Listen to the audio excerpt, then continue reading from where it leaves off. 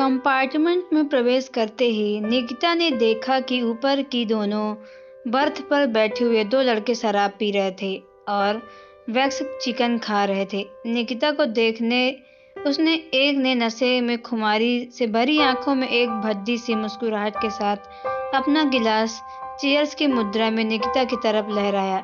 यह देखकर निकिता थोड़ा सहम गई थी, लेकिन उसके पास अपनी बर्थ पर बैठने के अलावा और कोई विकल्प भी नहीं था। इस वक्त उसे पापा की बात याद आ रही थी कि उसके लिए AC-1 में यात्रा करना सुरक्षित नहीं रहेगा। काश उसने पापा की बात मान ली होती और अपना कार्यक्रम एक दिनों के लिए स्थगित कर लिया होता, पर ऐसा करना ही तो संभव नहीं था।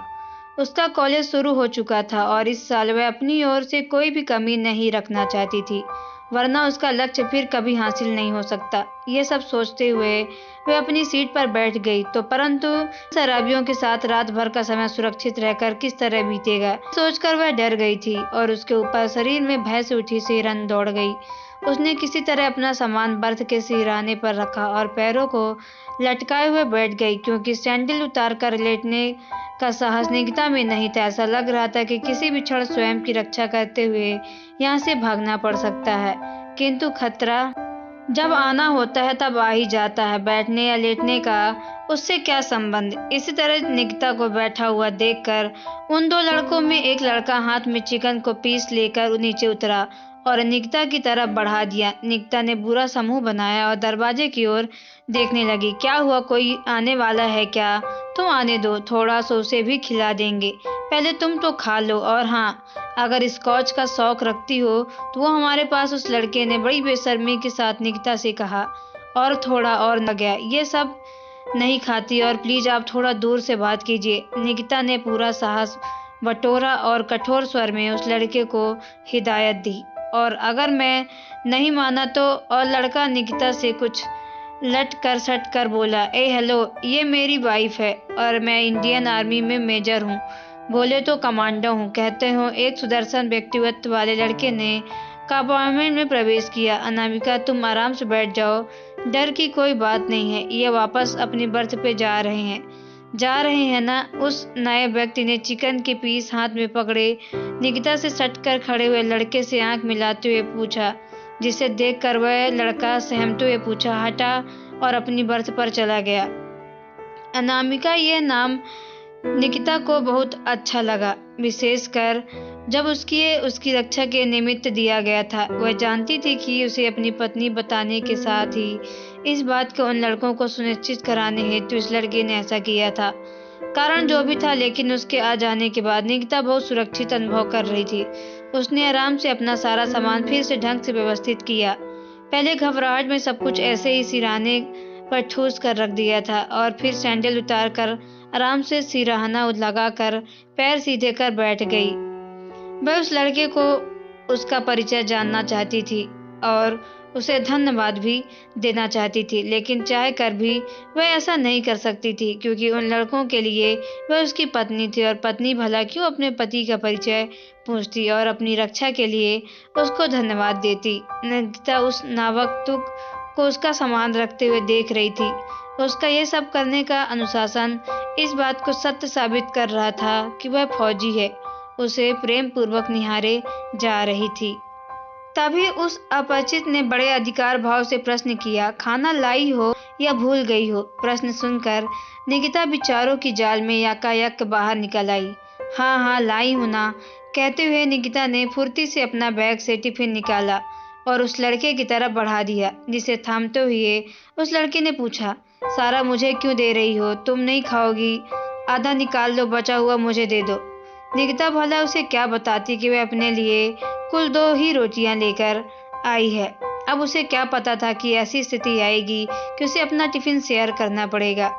उसे यह समझ नहीं आ रहा था कि वह लड़का भी खाना लेकर आया तो होगा, लेकिन अलग बैग से निकाल कर खाएगा तो कैसे? उन लड़कों को यह देखकर शक हो जाएगा और उसकी पत्नी होने का मनोवैज्ञानिक दबाव, जो उन्हें काफी सीमा रेखा लागने से रोक रहा था, वह दबाव समाप्त हो जाएगा। बेचारे को भूख लगी है पर अपना लाया हुआ खाना भी नहीं खा सकता। यह सब उसी के लिए तो कर रहा था। ऐसा विचार आते ही निकिता के मन में उस लड़के के प्रति असहाय प्रेम और सम्मान उमड़ पड़ा। उसने टिफिन उस लड़के के सामने रखते हुए कहा, खाना खाने का मेरा बिल्कुल मन नहीं है, मैं बस एक सेब खा लूंगी, ये आपके लिए लाई हूँ। ओके एस यू बिस, मुझे तो बहुत जोरों से भूख लगी है। कहते हुए उसने जल्दी से टिफिन खोला और खाना शुरू कर दिया। हालांकि उसकी रुआसी शक्ल बता रही थी कि खाना उसके लिए एकदम अपर्याप्त है। निकिता को उस पर दया आ गई। उसने अपने बैग से 2 सेब निकाले और एक उसकी तरफ बढ़ा दिया, जिस उस लड़के ने लगभग झपकते हुए पकड़ा और उसे टिफिन के ढक्कन पर रखकर खाना शुरू कर दिया। यह देख निकिता को उस पर दया आ गई। उसके चेहरे पर ममत्व भाव का असर दिखने लगा। यह उसे देखकर हल्का सा मुस्कुराई और फिर सेब खाते हुए अपने साथ लाया हुआ उपन्यास पढ़ने लगी। अभी पढ़ना शुरू किया था कि उसके मोबाइल की रिंगटोन बज उठी। उसकी सहेली का फोन था। जब वक्त काटना सबसे मुश्किल काम लग रहा था, उस समय ऐसे फोन बड़ा सुकून देते हैं। निकिता बड़े इत्मीनान से आंखें मूंदे अपनी सहेली से अपने भविष्य की योजनाओं में डिस्कस करने में व्यस्त थी। बातों के दौरान उसे याद आया कि उसका यह इम्तिहान उस अपरिचित लड़के की उपस्थिति का परिणाम था, वरना अभी क्या स्थिति रहती। यह सोचकर निकिता के शरीर में सिहरन दौड़ गई। उसने उस लड़के की ओर दृष्टि दौड़ाई तो उसे भी हल्की सी मुस्कान के साथ अपनी तरफ देखते हुए पाया। निकिता को अनुभव हुआ कि शायद वह उसकी निश्चिंता होगा। अगर वह ना आता तो क्या ऐसे ही आराम से बातें कर रही होती। दोनों की नजरें मिली और निकिता ने हड़बड़ाकर अपनी आंखें वापस मूंद ली, लेकिन पलकों के भीतर तेजी से डोलती हुई पुतलियां और अचानक बढ़ चुकी धड़कनों में थामना बहुत मुश्किल हो गया। उस लड़के को निकिता का इस तरह झेप जाना बहुत प्यारा लगा। उसकी मुस्कान कुछ और चौड़ी हो उठी। वह निकिता से उसका परिचय जानना चाहता था, किंतु जब वह ऊपर बैठे दोनों लड़कों के सामने उसे अपनी पत्नी घोषित कर चुका था और उसे एक नाम भी दे चुका था, अब परिचय मांग कर कोई नया बखेड़ा खड़ा नहीं कर सकता था। वह दोनों अभी भी स्कॉच की चुस्कियां ले रहे थे। उनका भी सोने का कोई इरादा भी नहीं लग रहा था। अगर वह निकिता से परिचय मांगे तो वह दोनों नीचे उतरकर फिर से उसे गलत हरकतें करने लगे तो बेचारी लड़की के लिए मुसीबत हो जाएगी, और ऊपर से बेमतलब की मारपीट होने का भी संभावना थी। इन सब बातों को ध्यान में रखते हुए अपने आप को चुप रखना ही ठीक समझा और निकिता की तरफ देखकर बोला, अनामिका, मुझे नींद आ रही है, मैं सो रहा हूँ। अगर तुम्हें कोई जरूरत पड़े तो मुझे उठा देना। हाँ, जब हमारे स्टेशन आए तो जरूर उठा देना, वरना तुम्हें अकेले ही घर जाना पड़ेगा। हाँ हाँ हाँ ठीक है, कहा ना मैंने। उसकी आंखों में शरारत भरी हुई थी। यह देखकर निकिता को भी हंसी आ गई। उसने हंसी रोकते हुए उत्तर दिया, हाँ उठा दूंगी, आप सो जाओ। मैं तो अभी कुछ देर यह उपन्यास पढ़ूंगी क्योंकि मुझे नींद तो आ ही नहीं रही है। निकिता यह सोचकर जाग रही थी कि जैसे ही ऊपर की बर्थ वाले दोनों लड़के सोएंगे, वह इस लड़के को जगाकर उसे धन्यवाद कहेगी और उसका परिचय भी प्राप्त करेगी। इसी इंतजार में वह नींद को रोके हुए उपन्यास पढ़ती रही और पता नहीं कब खुद उसकी आंखें लग गई। उठो, हमारा स्टेशन आ गया, कितना सोती हो यार। उस लड़के ने जब निकिता को कंधा झकझोरा तब उसकी नींद टूटी। अरे पता नहीं इतनी गहरी नींद कैसे आ गई। निकिता उठकर बैठ गई और सामान सहेजने लगी। उसे अपनी नींद न सहन कर पाने की मूर्खता पर गुस्सा और दुख होने दोनों हो रहे थे। उसे इस लड़के पर भी क्रोध आ रहा था कि अब ये भी तो उठा सकता था, लेकिन फिर सोचा कि हो सकता है कि उसे निकिता से बात करने की उत्सुकता ही ना हो, इसलिए उसने नहीं उठाया होगा। जो भी हो, जो होना था वह तो हो ही गया। अतः अब उसने सोचा ऊपर बर्थ वाले लड़के जाने की तैयारी में है, इनके जाते ही आराम से इस लड़के से बात करती हुई जागती जाऊंगी। यही सोचकर वह धीरे धीरे सामान सहेजने लगी। उसकी इस धीमी गति को देखकर वह लड़का बेचैन उठा और धीरे से उसके कान बोला, जल्दी करो, मेरी प्लेटफॉर्म नंबर 7 के आगे की ट्रेन है, मैं छूट जाएगी। रात की तुम इतनी गहरी नींद में मस्त थी कि बात नहीं हो पाई। यह सुनकर निकिता और भी अधिक मायूस हो गई। उसके मन ही मन सोचा, इसका मतलब ये भी मुझसे बात करना चाहता था। ओह कितनी मूर्ख हो मैं, कितनी फुर्ती के साथ अपने पास पढ़े उपन्यास को भीतर रखे हुए बुक मार्क पर अपना नाम और मोबाइल नंबर लिखा था और वापस उपन्यास के अंदर रखकर उसे उस लड़के को पकड़ा दिया था।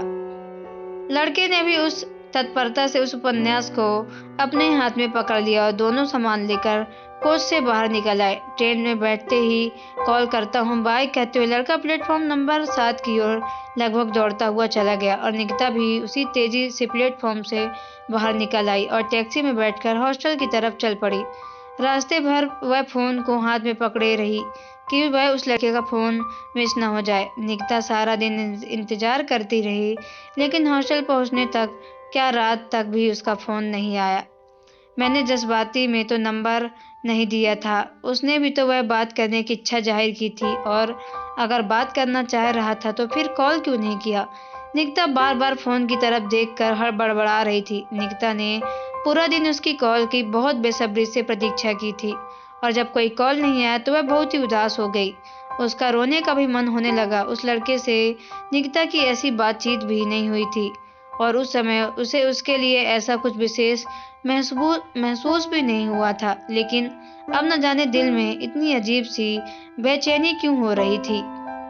मन कर रहा था कि समय को थारा को वापस मोड़ दे और उसके लड़के से उसका पूरा परिचय ले, और साथ ही उसके मन की बात भी कह दे। उसे कह दे कि वह हमेशा के लिए उसके साथ रहना चाहती है, वैसे ही सुरक्षित जैसे कल रात उसकी वजह उसके अनुभव किया था। कितना खूबसूरत एहसास था। वह जीवन में पहली बार उसने ऐसा फील किया था। ऐसा लगा था कि उस लड़के के रहते कोई उसका बाल भी बांका नहीं कर पाएगा। उसे कल रात अपने सो जाने पर भी बहुत गुस्सा आ रहा था। अगर वह अपनी नींद पर थोड़ा काबू कर लेती तो जरूर उसका नाम और पता, कांटेक्ट नंबर और भी सब कुछ जान लेती। फिर उसने खुद से भी प्रश्न किया, पता नहीं वह शादीशुदा हो और उसने यूं ही औपचारिकता बस कह दिया हो कि बात नहीं हो पाई, और निकिता ने इस बात को गंभीरता से ले लिया हो। नहीं नहीं, ऐसा नहीं हो सकता, वह शादीशुदा तो नहीं लग रहा था। वह धीरे से बुदबुदाई, और फिर अपनी इस हालत पे उसे खुद ही हंसी आ गई। जैसे जैसे समय बीतता जा रहा था, निकिता उस लड़के को भूलने के बजाय और भी अधिक याद करने लगी। जब भी वह फुर्सत में होती तो नेट में फौजियों की तस्वीर खगागने लगती, या सोशल मीडिया शॉर्ट्स पे अपने मित्रों या मित्रों से भी मित्रों की प्रोफाइल देखने लगती कि कहीं शायद उस लड़के का पता मिल जाए। यदि वह किसी नए शहर में जाती तो वहां के आर्मी एरिया का एक चक्कर जरूर लगाती कि क्या पता वह लड़का वहीं दिख जाए। अगर उस लड़के में इतना भी बता दिया होता कि आगे की ट्रेन पकड़ने वाला है तो निश्चित ही वह उसे ढूंढने के लिए उस शहर में भी पहुंच जाती। लेकिन उस बेवकूफ ने यह भी तो नहीं बताया कि कहाँ जा रहा है। सब कुछ हासिल होते ही उस अजनबी की कमी सब कुछ खो जाने जैसी पीड़ा देती है। वह स्वयं भी समझ नहीं पा रही थी कि उस छोटी सी अधूरी मुलाकात ने उसके ऊपर ऐसा क्या जादू कर दिया कि पूरा 1 साल बीत जाने के बाद भी ना तो बेचैनी कम हुई, ना उसकी याद आना जरा भी कम हुई। इतना अच्छा रिश्ता आया था और तूने मना कर दिया, और वह भी एक अनजान आदमी के लिए। मुझे लगता है कि तू पागल हो गई है। निकिता की सहेली आयुषी ने आश्चर्य मिश्रित रोज के साथ कहा, हाँ यार, लगता तो है मुझे भी यही है कि कुछ पागल ही हो गई हूँ, और अब तो यह लगने लगा कि उससे दोबारा कभी मुलाकात भी नहीं हो सकेगी। फिर भी पता नहीं क्यों वह मेरे दिलो दिमाग में इतनी बुरी तरह से छा गया कि चाह कर भी किसी और के बारे में सोच नहीं पाती। पता नहीं उसके साथ पिछले जन्म में कोई रिश्ता था या अगले जन्म में कोई रिश्ता होने वाला है, लेकिन उसे देखने के बाद शायद अब मैं किसी से भी शादी नहीं कर सकूंगी। कोई और अच्छा भी नहीं लगता। निकिता ने एक सांस में सब कुछ कह दिया। या जब तू खुद समझ रही है कि पिछले अगले जन्म में कोई बात है तो एक अजनबी के लिए अपना यह जीवन क्यों बर्बाद करने की सोच रही है। मेरी बात मान, आंटी से बात कर और इस रिश्ते के लिए हाँ कर दे। आयुषी ने समझाया, हाँ तो मैं अभी किसी भी रिश्ते के लिए नहीं कर सकती। यहाँ तक कि अगर वह अजनबी भी आ जाए तो उसे भी कह दूंगी कि इवेंट पूरा होने का इंतजार करना पड़ेगा। निकिता ने हंसते हुए उत्तर दिया, तेरी गाड़ी बस उस अजनबी पर ही अटकी हुई है। हाँ कहना है तो अजनबी को, और ना कहना हो तो वह अजनबी। पागल। आयुषी ने निकिता की पीठ पे एक हल्की सी थौल जमाई। हो यार, बात तो तू सच कह रही है, लेकिन क्या करूं, कोई सोचता ही नहीं है। आंटी को पता है तेरे इस पागलपन के बारे में? नहीं, अगर पता चलेगा तो मम्मी अगले दिन मुझसे पूछेगी कि मेरा रिश्ता तय कर देगी, फिर तो उन्हें बताना पड़ेगा। आयुषी ने आंख मारते हुए निकिता को छेड़ा, अगर बताया तो तेरी जान ले लूंगी। निकिता ने आयुषी का गला दबाने का अभिनय किया। अच्छा बाबा, नहीं बताऊंगी, अब चल इवेंट की तैयारी करनी है। यहाँ वहाँ अजनबी को याद करने का काम चल जाएगा। चल पहले देखते हैं कि जो ड्रेसेस फाइनल की हैं उसमें तैयार हुई है कि नहीं। दोनों वर्कशॉप की ओर चल पड़ी। आज के दिन तैयारी निकिता पिछले साल से कर रही थी। आज उसका भी कलेक्शन इस अखिल भारतीय स्तर के फैशन शो में प्रदर्शित होने जा रहा था, लेकिन खुश होते ही वह बहुत खुश थी कि एक अनजान बेचैनी ने उसकी खुशी को जैसे ग्रस लिया था। जिस फैशन शो में चयनित होने के लिए उसने दिन रात जब आज जान, वह वास्तव में उस मंच के ऊपर खड़ी ही थी। मन के भीतर जैसे ही सब कुछ खाली सा हो गया था। केवल उसके कलेक्शन का नाम अनामिका उसके खाली से पड़े हुए अंधेरे मन में एक छोटे से तारे सा टिमटिमा रहा था। अपने कलेक्शन के अंत में निकिता अपनी सब मॉडल्स के साथ मंच पर उतरी ही थी कि दर्शकों के बीच से तालियों की गड़गड़ाहट को चीरता हुआ एक स्वर से उभरा अनामिका। निकिता ने उस स्वर को पहली ही बार में पहचान लिया। वह त्वरित प्रतिक्रिया में उस स्वर की दिशा में मुड़ी तो देखती है कि वह अजनबी उसे पुकारते हुए हाथ हिला रहा था। उसे देखते ही निकिता जैसे अपनी होशो हवास खो बैठी। वह भूल गई कि उसे मंच पर वॉक करते हुए सबका अभिवादन करना था। उसने हाथ के इशारे से उस अजनबी को अपने पास मंच पर बुलाया और वह लड़का भी बिना कुछ सोचे विचारे कूद कर मंच पर आ गया। दोनों वह मुस्कुराते हुए अब पलक एक दूसरे को देखे जा रहे थे और सारे दर्शक एकदम शांत होकर घटनाक्रम को देखे जा रहे थे। तुम अब तक कभी फोन नहीं किया? निकिता ने पूछा। कैसे यार, ट्रेन में पहुंचकर देखा तो बस किताब ही थी मेरे पास और बुक मार्क कहीं प्लेटफॉर्म पर ही गिर गया था। बहुत ढूंढा तुम्हें, पर नाम भी तो नहीं पता था तुम्हारा। अभिषेक हूँ। ढूंढना तो मैंने भी चाहा, पर ढूंढता कैसे, मुझे भी तो तुम्हारा नाम नहीं पता था। अभिषेक ने बात बीच में काटे उत्तर दिया। सोशल साइट्स में ढूंढ लेते मैं मिल जाती, लेकिन नाम अनामिका करके ढूंढ लेते, वहां अब मेरा वही नाम है। वैसे निकिता है मेरा नाम। निकिता ने रूंधे स्वर में कहा। ओह, मैंने यही तो नाम पुकारा था तुम्हारा। तुम्हारे कलेक्शन का नाम भी तो यही है। जैसे ही नाम देखा मुझे लगा कि तुम मिल गई। एक साल में बस इस इवेंट की प्रतीक्षा कर रहा था, क्योंकि मैं जानता था कि यहाँ तुम मिलोगी। याद है उस रात ट्रेन में तुम अपनी सहेली से इस इवेंट के बारे में बात कर रही थी? मैं सब कुछ सुन रहा था। मैंने इस एक साल का एक एक पल इस दिन के इंतजार में काटा था कि और डरता था कि अगर तुम यहाँ नहीं आ सकी तो फिर मैं कैसे ढूंढूंगा। अभिषेक ने मुस्कुराते हुए कहा। और मुझे लगा तुम अब कभी नहीं मिलोगे। निकिता आगे कुछ न बोल सकी। तभी एक मॉडल निकिता के कान में फुसफुसाई। वॉक पूरी कर लें? अरे इतने लोगों के बीच में तो भूल ही गई। निकिता मुस्कुराते हुए अपनी तंद्रा से बाहर निकली और सारे दर्शकों को अपनी ओर देखता हुआ पाया तो अभिषेक भी कुछ सकुचा सा गया और मंच से उतरने लगा। तभी निकिता ने कसकर उसका हाथ पकड़ा लिया और उसके साथ मंच पर चलते हुए सबका अभिवादन करने लगी। पूरा हॉल तालियों से गड़गड़ाकर से गूंज उठा।